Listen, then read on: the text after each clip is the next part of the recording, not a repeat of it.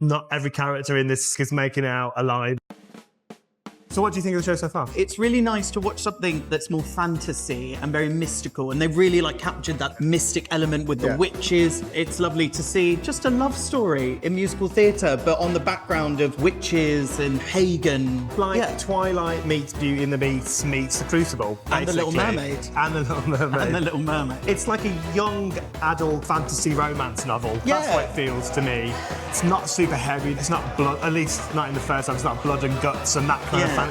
It's a love story, first and foremost. So there is definitely stakes. It's not like gory stakes, is it? It is, in its purest form, a fairy tale of a witch boy and a human girl just falling in love. I mean, that's all we know so far. We don't know where the story develops. And actually, it's really nice to see something just quite simple and heartfelt that we can just sit back and enjoy. What do you think of the songs? I really love the use of folk in the music. I think we don't get enough folk in musical Folk, theatre as it bluegrass, is. Oh roots, my goodness. Especially the opening number and the alliteration of the Loved that. And then the witches have their own genre of music as well. Complete contrast, which is nice. The villagers have this folky bluegrass, and then the coven have this high rock kind of vibe, don't they? Still in the early parts of the show, but the choreography and the vocals and the style of the villagers was really cemented, and it still feels like we're experimenting creatively and finding what the witches' movement and vocals are, for me personally. But I think it's a really fun contrast. There was a bit of jarring when it went from the lovely folky side into the witches, but then also it nailed that harsh surprise that suddenly there's witches involved in the show. Their first entrance comes really abruptly into the show. Josie, who plays the coven woman, is just incredible so far. So in character. Every time she's on stage, I can't stop watching her. Killer vocals. Jonathan Chan's lighting designers, when you're going from quaint village to this mystical world and how that contrasts, the lighting. If you couldn't get the lighting right in this, you would lose the magic, and the lighting design is really heightening that. It's a very creative set as well. The set doesn't really move, but they bring a few things on. Did you see the little crucifix that pulled away when they were suddenly at the church? No. At the top of the set, it fell backwards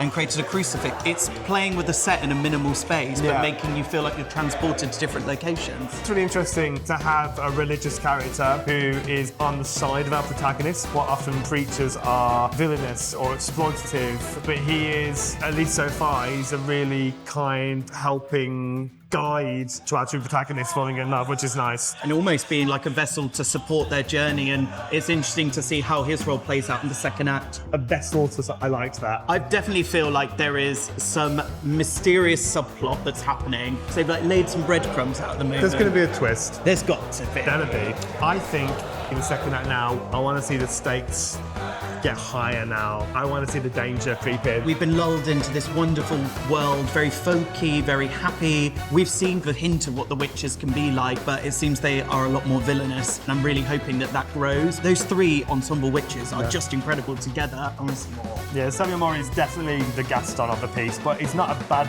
person. He's not chauvinistic. He just is in love with her and doesn't understand that she doesn't want him. So it's going to be interesting to see how far that goes. Are we coming around to that full circle like Beauty and the Beast, where the Gaston, the Beast, you know? I'm saying not every character in this book is making it out alive at the end. That is what I'm saying. Okay. Maybe a death, maybe multiple deaths. Ooh. Who knows?